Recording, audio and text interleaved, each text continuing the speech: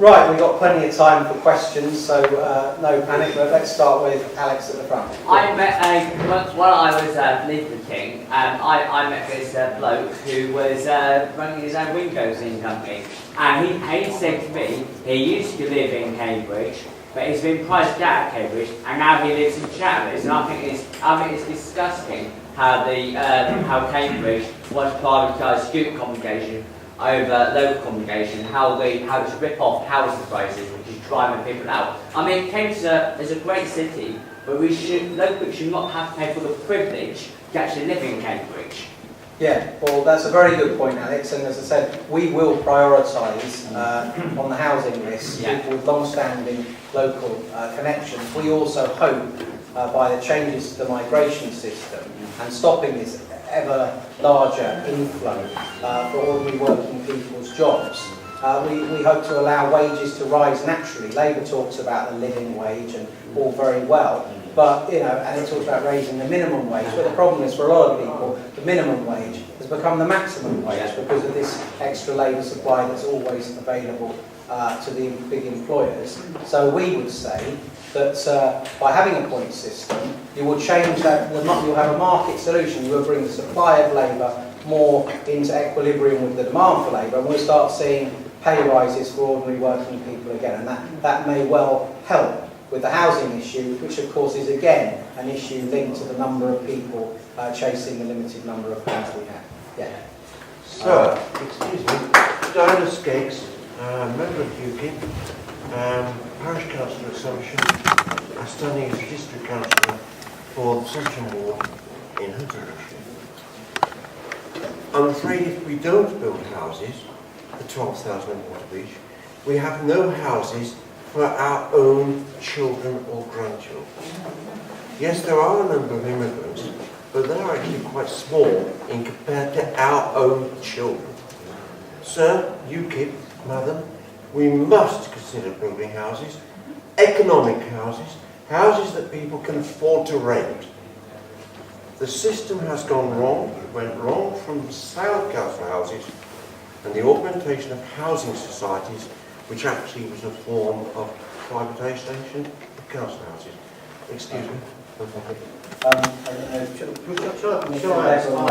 I'll answer that really, if I may, from a practical perspective. Cambridgeshire was the fastest growing county in the country over the last census period. We were 12.3% in terms of population. And I don't think, and I speak as a new boy in UKIP, but I don't think UKIP is in any way against economic success. It supports that. Now, the issue with the social housing that was sold with the right to buy, the big key issue with that, it was a good idea, except that the money that was returned didn't go to the local authorities to build more social housing. What we wanted, it went to central government. Right. And that is the key issue that has meant that social housing has pretty much dried up, although I do know locally the councils are starting now to start building them again, but it's probably too late. I think there's a distinction, Patrick, if I may, as well, between what is appropriate here locally within a few miles of Cambridge and what is appropriate for this party and this country nationally. And Cambridge is a very special place in many ways, but it's very odd in many ways as well. And the one size all will not fit. We want this fine university to thrive. We need to have housing, as the lady said back there. But do we want 12,000 houses in Waterbeach? It's questionable. The reason Waterbeach was pushed through, and I speak with a little knowledge in this area, is that unless you make provision as councils for housing to the right number, there's a presumption in planning law that a builder can build wherever he wants to. The planning rules get put to one side. And the district council that was responsible for this found themselves in a hole in that they had not got sufficient housing provision for the next 20 years. And Waterbeach, being an ex-military base, was a very easy target. So I think there's a big discussion to be had about this. I think housing needs to be spread further, but it's not as simple as build or not build? Can I? Right, Deborah, do you want to answer that?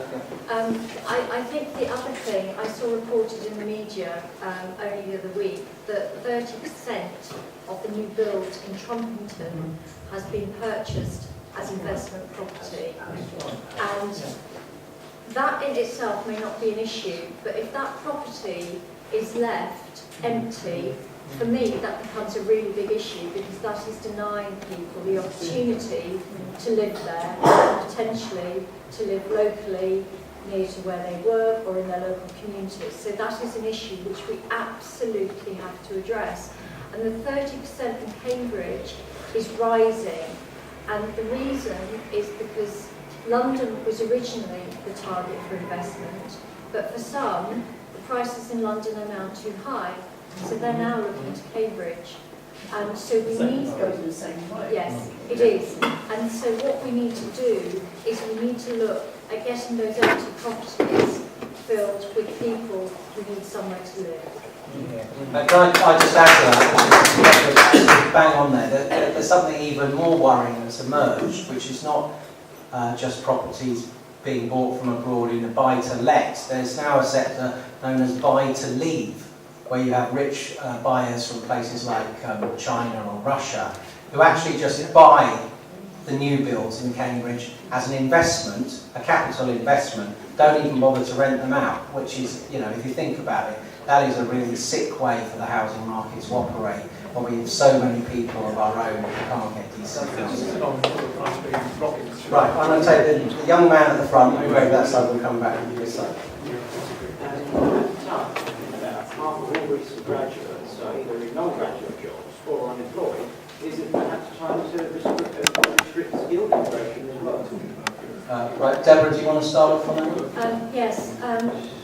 Sorry, what was the question? The question was that as about half, did you say half of graduates are employed in non-graduate jobs or perhaps unemployed? Is it not time to restrict skilled immigration as well as unskilled immigration? I think you're absolutely right.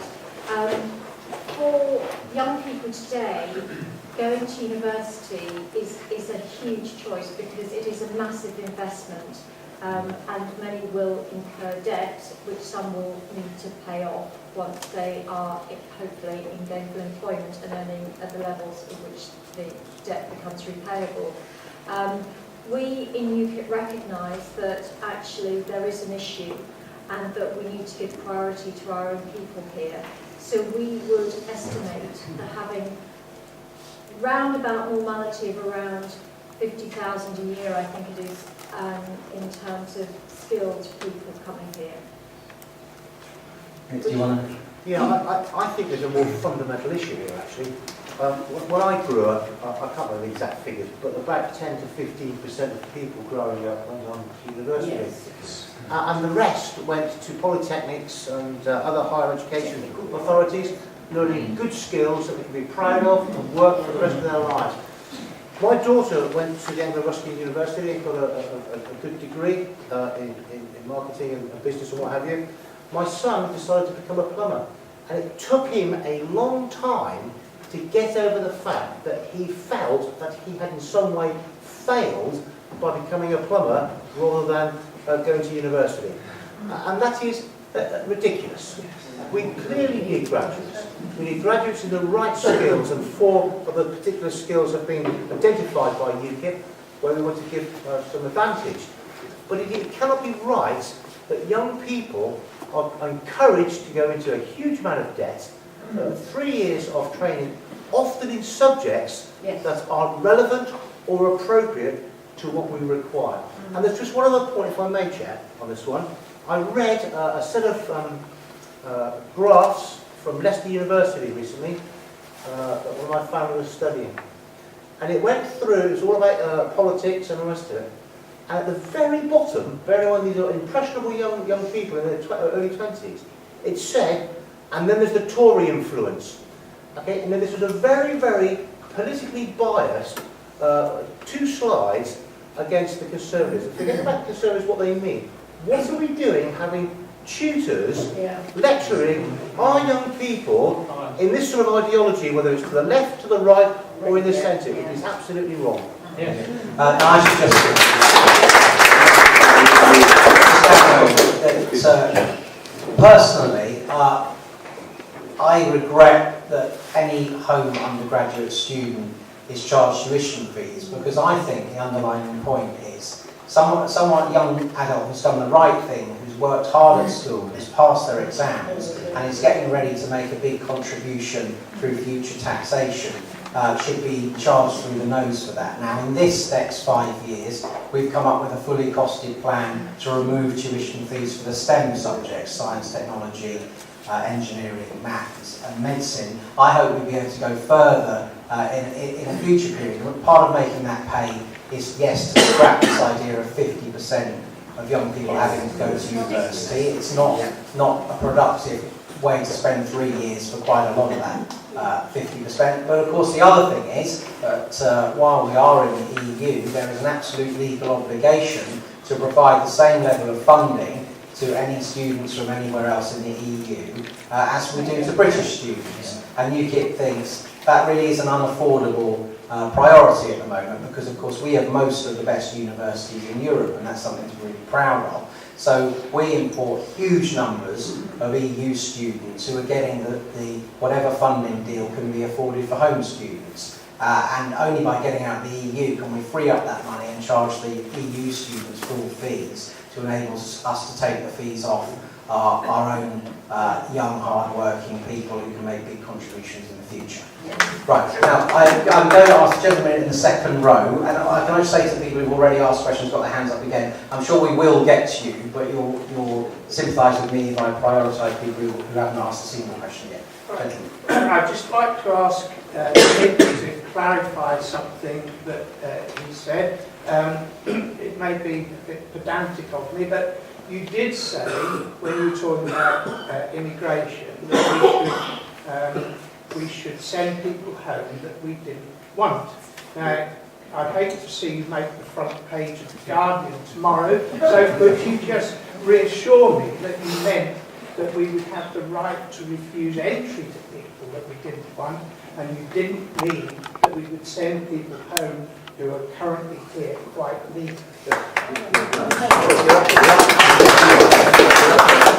Thank you for the chance to clarify that, although this is about getting people to come to this country that we need, and I'm quite clear about that. From all across the world. I have no inclination, nor should anybody look at retrospectively sending anybody home. And if I've given that perception in any way or fashion, then I apologise. That's not my intention. No, I'm sure it's just a slip. Can I just reiterate, it's not UKIP's policy at all to send back anyone who came here legally and has been obeying our laws, but I should say that by getting out of the jurisdiction of the European Court of Human Rights, that will assist us in sending home a particular group of people that I don't think we make any apology for wanting to send home, and that's the foreign criminals and the breaches of hate that have been here for far too long.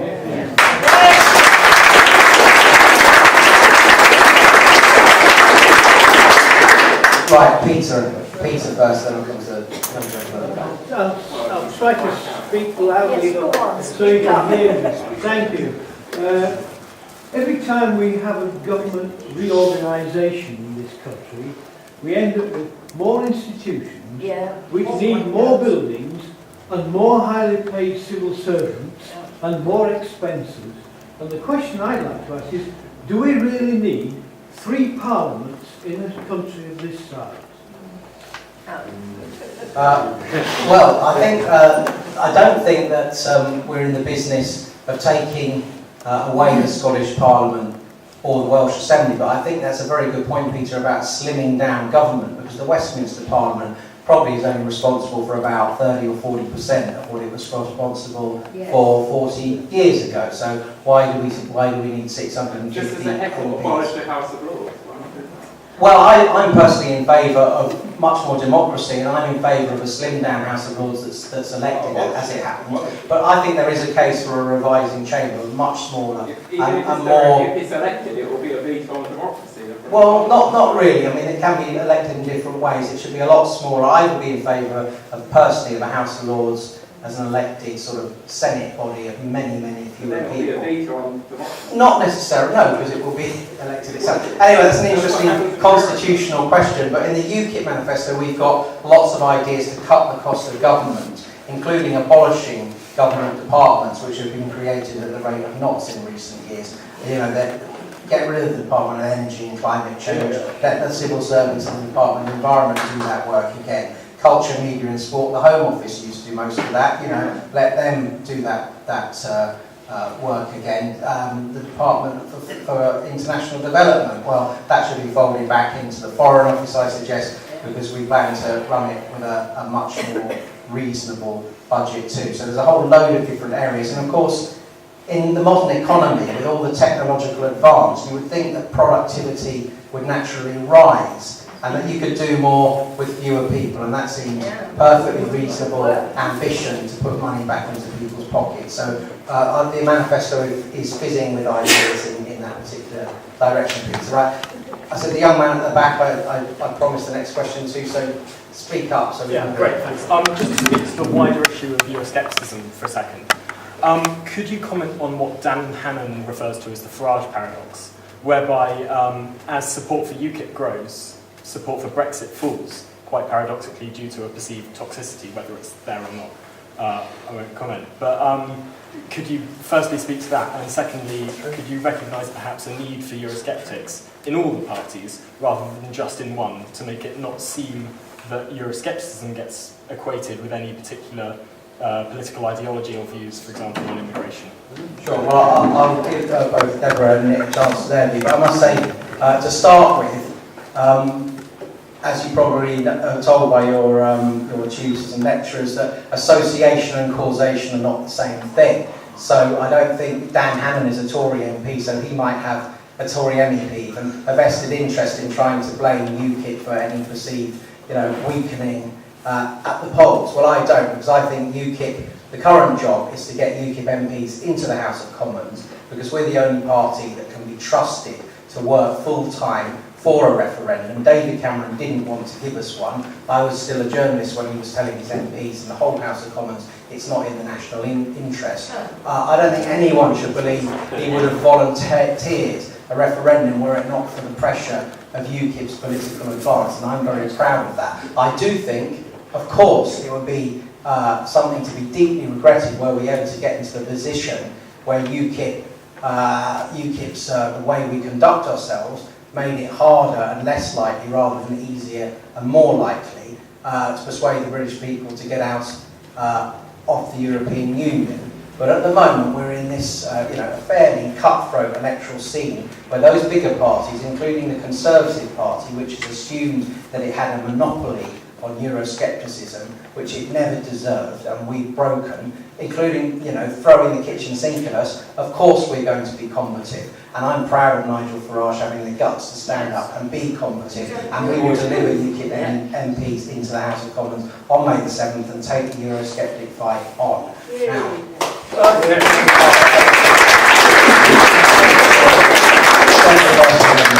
a quick follow-up on that. Would you see the danger in Farage leading a no campaign or a yes campaign, a UK withdrawal from the EU campaign? If you forgive me, the first priority is get UKIP MPs elected on May the 7th, and as the National Campaign Director I'm fairly well focused on that. And then the second priority is to actually get whoever it is in Downing Street to deliver on the long promised free, fair, in-out referendum before we even get into the idea of tactics and approaches and cross-party groups. So I'd cross a couple of bridges before we get to that issue at all. Without the scaremongering. Without the scaremongering. The other two referendums, which I voted no in. Well done. No, I mean, I was about, I think I was 9 actually, and look at my hair now. It's been a long time ago. Deborah? Yeah, I take your point, but equally I think that it's good for governments and parties to be challenged in an appropriate manner. I think that UKIP has come together because there are a number of people across the UK who feel as we do. And quite frankly, the other parties haven't given us what we wanted. They haven't been listening to us. UKIP claims to be the party that listens to the people. And as far as I'm concerned, it has been doing that. And I have promised to my constituents that if they elect me, I will represent their concerns. And they have asked me questions, and I have said to them, that is not for me to tell you, it is for you, as a constituent, to tell me your prospective MP, along with all the other candidates. So we take a different approach in UKIP. We are listening to the people, and we are acting on their behalf.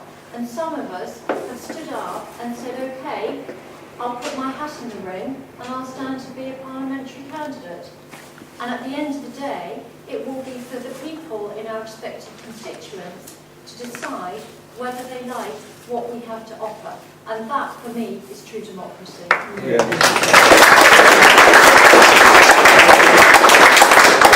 Just very quickly, I welcome Eurosceptics wherever they may exist.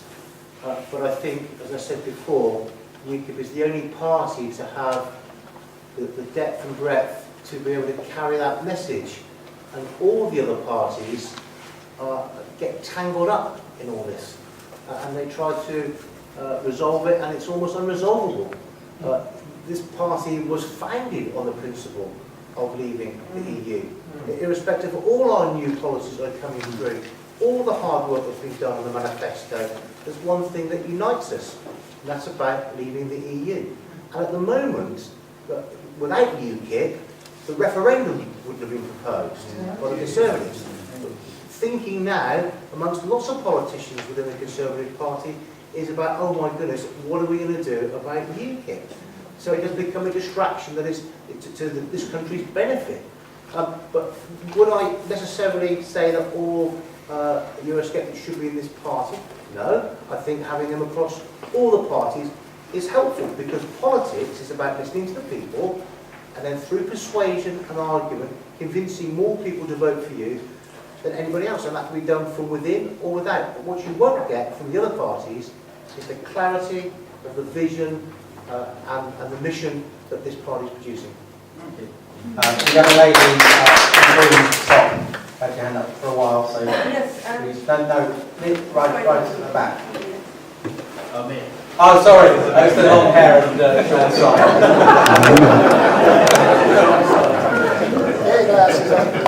On a slightly different subject, on your website about just over a year ago, I saw that you were opposed to same-sex marriage, the bill that this government proposed.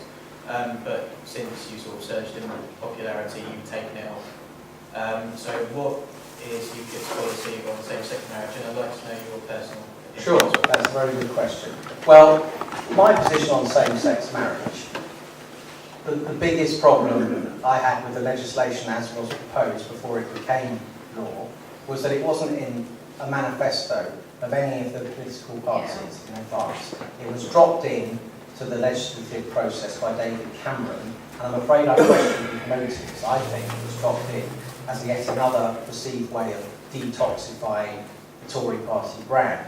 So I think that was insulting to our faith communities. I'm not someone of religious faith, but were I someone of religious faith who took the scripture of my faith seriously, I'd have felt quite offended by that. And indeed, there were senior people from various faiths, not just Christians, who did feel slighted by that, and that their concerns were not taken seriously, and that this was some kind of a Cameroon gimmick to try and detoxify his brand. None of the parties had it in the manifesto, so I think there should have been a referendum on this issue. I think the people should have been trusted to decide. Personally, I think that's usually the best way when we're having a big social change, a big ethical change.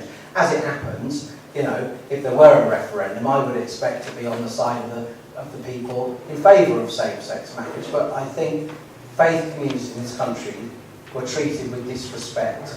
There's no proposal in the UKIP manifesto about repealing the legislation. There will be different points of view within the party and indeed within the country. And again, it's just my personal point of view, I would still like to see a referendum on the issue. I would predict the outcome of that referendum would be a pretty big majority in favour of keeping same-sex marriage, but at least you would have treated people of religious faith with respect and allowed them to argue their case, and the nation could feel united afterwards in a change that it had elected to adopt or otherwise itself. So that's my position on it. Right. Either of you want to jump in on that? Right. Next question, well, Richard, Right, well, Richard comes along and he's a great political resource, so fire away. Well, Patrick O'Flynn hasn't been attending the general election hustings in Cambridge, so I'd like to ask him why he hasn't been attending. Do you not think it's valuable to see you up on stage, not just at a great public meeting like this, which would be fantastic if some of the other parties held, but next to debating with the candidates from the other parties? And not only are you not there, but UKIP is completely unrepresented at these events. So perhaps now we've got Nick Clark. Will Nick Clark be attending those events which you can't attend? Well, I'll tell you what my position is on hustings.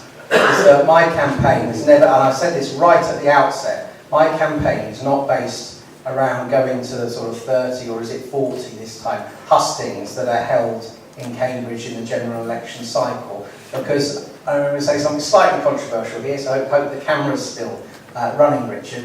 But I think it's the same, to some extent, it's the same 250 liberal middle class do-gooders moving from hall to hall, right? Whereas, scared of, no, really. Whereas my campaign is based on action days in target wards, talking to real working people in Cambridge. I think going to 40 hustings would be a waste of my time, because I think the common sense working people at Cambridge are not to be found at 3 different hustings. I think there's not a genuine cross-section of opinion. I think it would probably be rather like the audience Nigel Farage faced. Yes.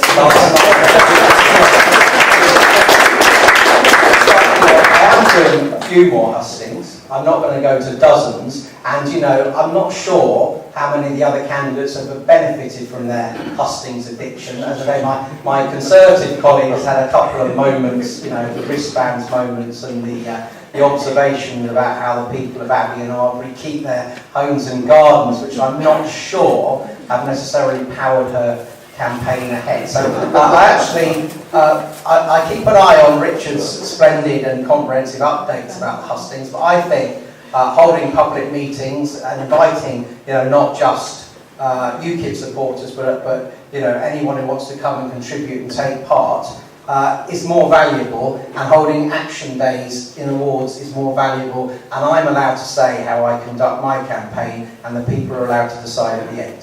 So Patrick, what about the hustings you held at the Union? You had a Yes. BBC Plus audience there. I had a BBC Plus audience there. BBC Plus. Well, we took a straw poll on the question was asked. One of the questions was, would you be in favour of leaving or staying in the EU? And I think it was more than 90% of that audience were in favour of staying in the EU. So I knew. But I enjoyed that evening. I enjoyed that evening, and indeed. I intend to do hustings towards the end of the campaign at my old Cambridge College, King's College, which is by far the most left-wing college, so that would be an interesting experience. But if I spent my whole campaign going around such hustings, I don't think I'd meet more than a couple of dozen people who would seriously consider voting for me. So I prefer to get out on the action days and meet a much wider cross-section of opinion. Gentleman right at the back. Patrick, I'd like to ask a sort of mechanical issue about UKIP. We know that UKIP appeals to certain demographics, and we're never going to get votes from the Gardenistas, and I certainly respect the fact that you choose where you spend your time. But there is one particular subset of the population which UKIP is ignoring. I think it's ignoring, which is actually very, very influential. And I'm talking about Mumsnet here. Now, to learn what's happening in that particular subset, you can't do better than read Mumsnet. And UKIP has a very poor reputation on Mumsnet. And I think that I would like to have UKIP addressing more of the demographics than they are. I take your point that there are some places to avoid, But Mumsnet, Patrick, is not one of them. Right, well, I'll report back to some of our excellent spokespeople that if Mumsnet want to do a sort of live cast or whatever it's called, sorry Richard, that's the wrong term, then let's put somebody up and engage with them. I think that's a perfectly valid point. Anyone else want to contribute to that? I mean, from my own personal point of view, I've been answering the very many emails that have been coming through from my constituents on a whole raft of issues, and I've not dodged any, and I don't intend to. So I would be quite happy to engage with anyone. It's not a question of not being engaging. You've got to sell yourself to them. Yes, but that has to start with a dialogue. And I've been in dialogue with, a number of mothers, if you like, in my constituency, and I have always answered their questions openly and honestly, and invited them to come back for further dialogue if they so wish. Yeah. Well, we'll take Ellsworth King, and then I'll come to the young man who's had his question before, but you've had your arm in the air so long that you're going to be the first person to win the prize of getting a second question. But Ellsworth first. There's been much talk about the National Health Service problems and all that goes with it. Is UKIP publicising the fact that it's proposing to train SEN nurses, the 2-year diploma nurse training, to reintroduce that again, and in addition to all the other training that goes on? The great advantage is that these nurses would train in one hospital and be spending time, a great deal of time in the wards and bedside. And I understand, according to reports, that huge numbers of young people applied to train in nursing last year and couldn't get places. And I think this is vitally important to train very large numbers of our own young British people in appropriate nursing that will be of such benefit to every part of the community.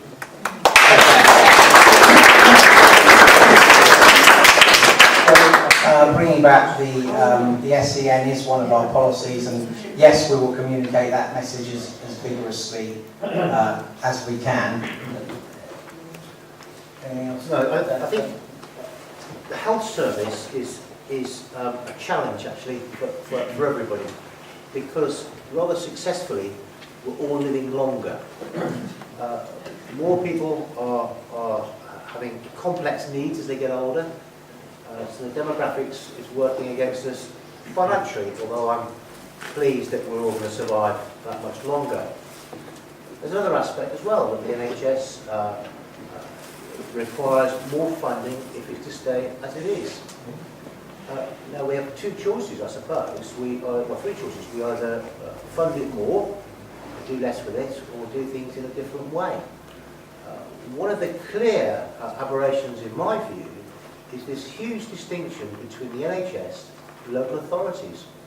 The crossovers are huge. Mental health, old age pensioners and people in need and social care requirements. Very hard to find where the responsibility lies. And one affects the other. If a local authority cannot provide suitable accommodation for somebody, then that person gets left in the hospital. And it's much more sensible to combine the thinking between those two sets of organisations. And I think that's what the NHS, or the health boards, the embryonic health boards that are being proposed by UKIP, are thinking about. I mean, I would push them to go further, that you actually combine the organisations, in effect, to produce the output that's important for the people, not for the organisations themselves. Deborah? Yes, I have been telling people about the state and role of nurse in terms of our plans, and it has been very well received. In addition to all the other things UKIP have put in their manifesto in terms of training 8,000 GPs and 20,000 nurses and so on, I think it is a really important point you raise, and I think we do have a different offering, which I think will help our young people here, and also help the NHS to get the number of nurses that it needs when it needs them. And I'd like to reply to that I'm very against the NHS poaching nurses from poor countries of the world. Those countries are left with nobody. In the face of a huge AIDS epidemic, that kind of thing, we've seen it. It's sad to import so many foreign nurses.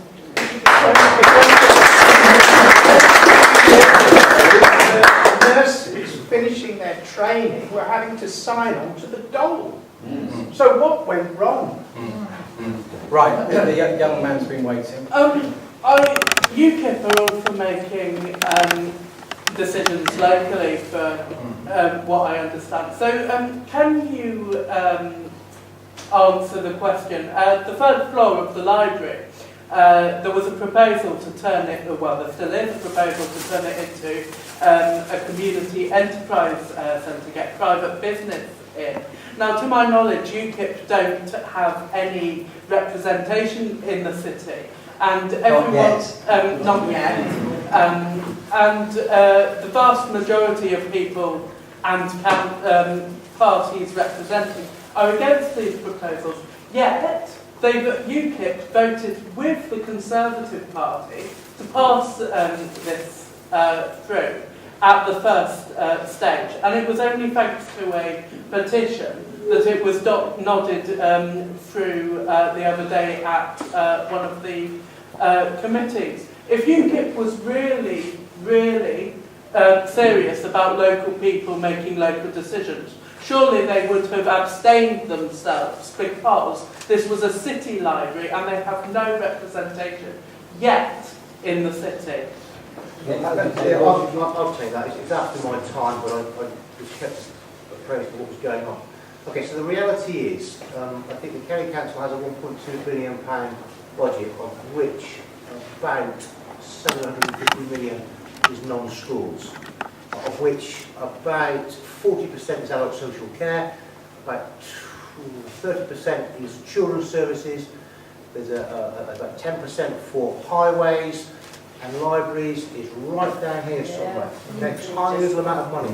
And the reason for that is because the government, the current government, has over the period it's been in power, chosen not to fund local services through local authorities. We understand the deficit needs bringing down, but choices can be made. As a consequence, every asset that the County Council has got to pay its way, or another service gets cut. And the initiative you're talking about in the Central Library there is actually a very good service.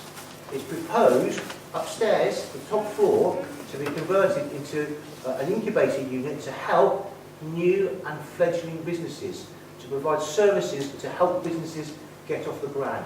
The company chosen though was an alleged... Let me just finish.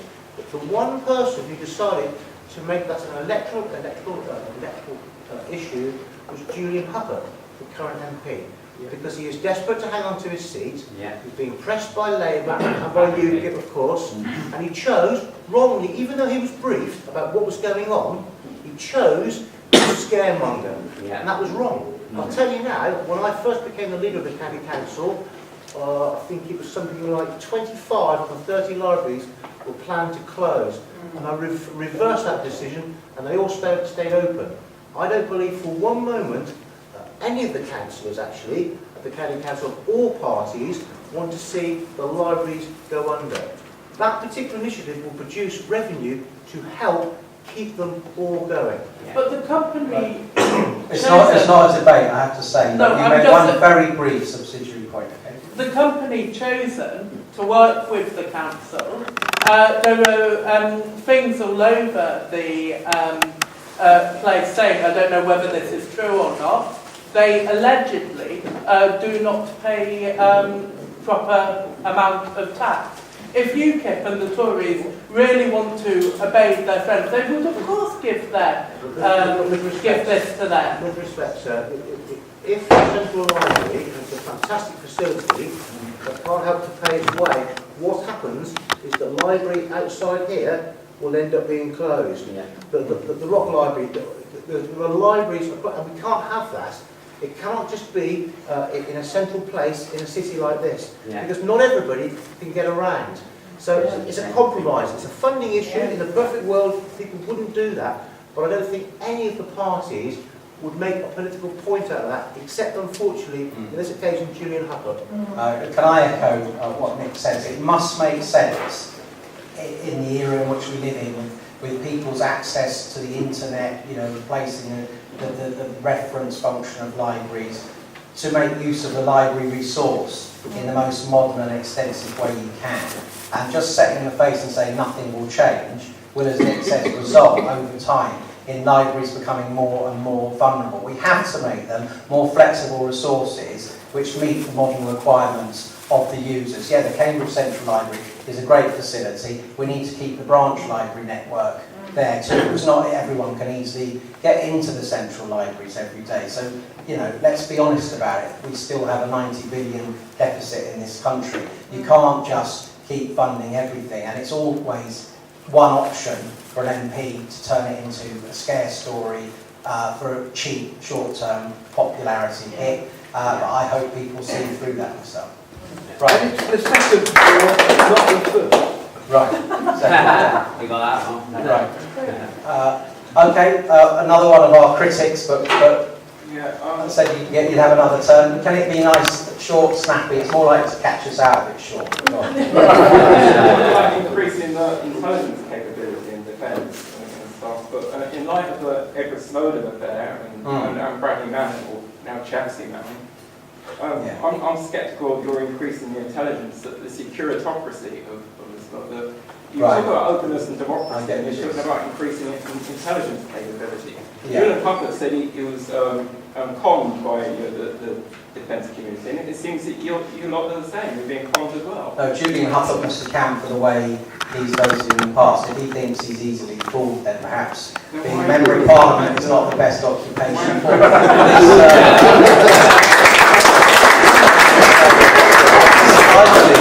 Yeah, but hang on a minute. Why more money for spoons? More money for spoons, did you say? Spoons. Spoons. Oh, I see what you mean. More money for spoons. Well, this country is in a very dangerous situation, not only with external threats from, you know, regimes and terror. No, listen, it's not a politics of fear. It's understanding this country is part of a dangerous world with big new terrorist threats, right? And our security services and intelligence services do a brilliant job in protecting us and thwarting plots.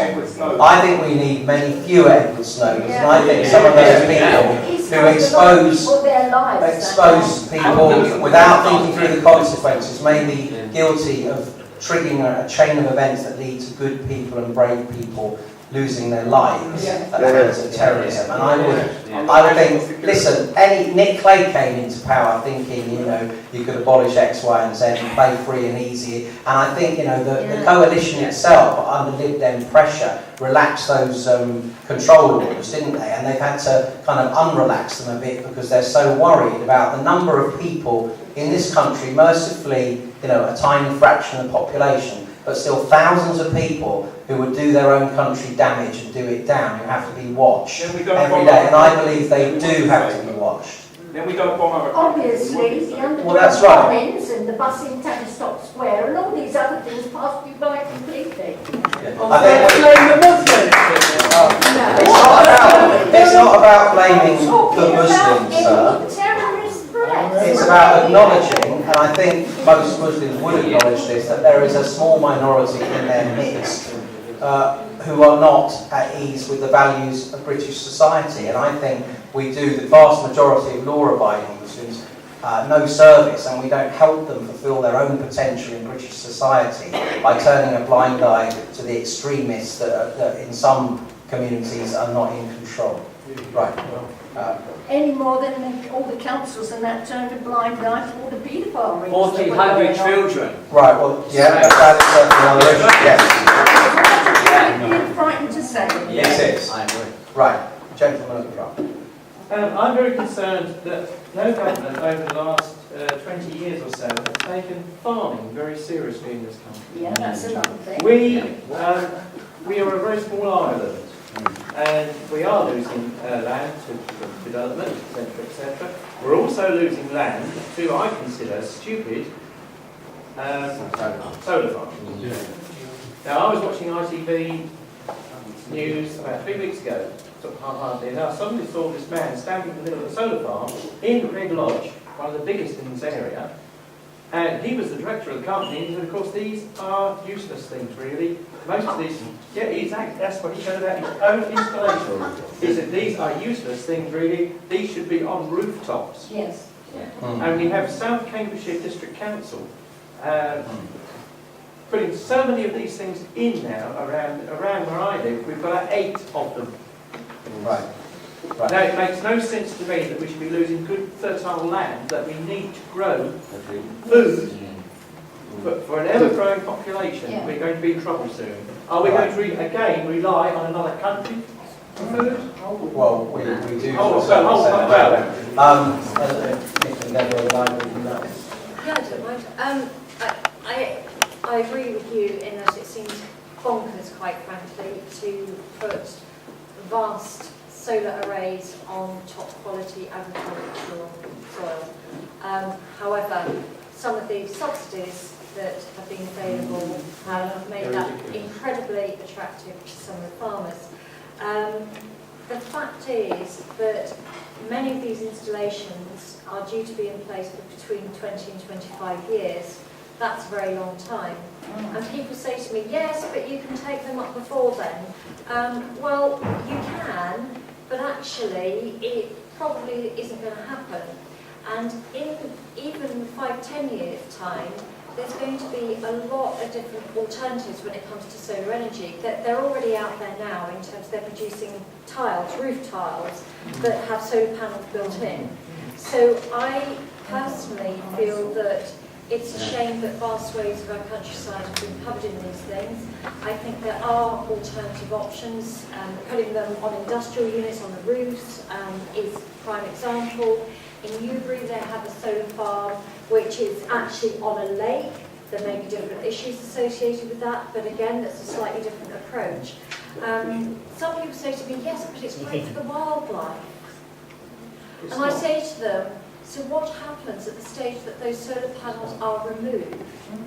What happens then to the wildlife? And they don't come back with an answer. They're not good for wildlife, actually, because I have been and visited these places and they're just dead. There's nothing there whatsoever. Yeah. And, but we are where we are, and I sincerely hope that we don't see any more of them. And in terms of how successful they are over the next 5 years or so, we will wait and see. But hopefully people will start putting them on rooftops and will start using the more efficient technologies that are coming through. Will you urge a more serious farming policy? Oh yeah, we've got a great farming policy. Can I just say that it's been a fantastic meeting tonight. I know I'm getting a bit parched. I bet some of you are too. The hatch is open. I don't know much longer we've got all for, Martin. But I think we should take a couple more quick fire questions and then we'll go into sort of mingle Can I mode. just come back Just very briefly? I think the underlying issue you're raising about subsidy, energy subsidy, is the key point to this. Whilst we have to encourage different industries and sometimes subsidise them initially to get them off the ground, I don't think solar panels and wind farms it's because of that. It's because of directives, because of obligations, but carbon obligations, which has put up all our energy costs across this country. And parts of the world that we compete with now don't have the same requirements. You don't see this happening in China, parts of India, and all the rest of it. But I think what needs to happen is that we need to make sure that we produce good quality food on our farmland. But more than that, I think we need to also think about our fishing. Since joining the EU, we've lost our rights to our 200-mile exclusion zone. I'm a Cornishman brought up 6 miles from Loo. The fishing fleet there was decimated when we joined the EU, and it shouldn't be like that. Tales from my father of the great big Spanish trawlers, but factory ships, just scooping everything up in their way is just wrong, and we need to get that happen.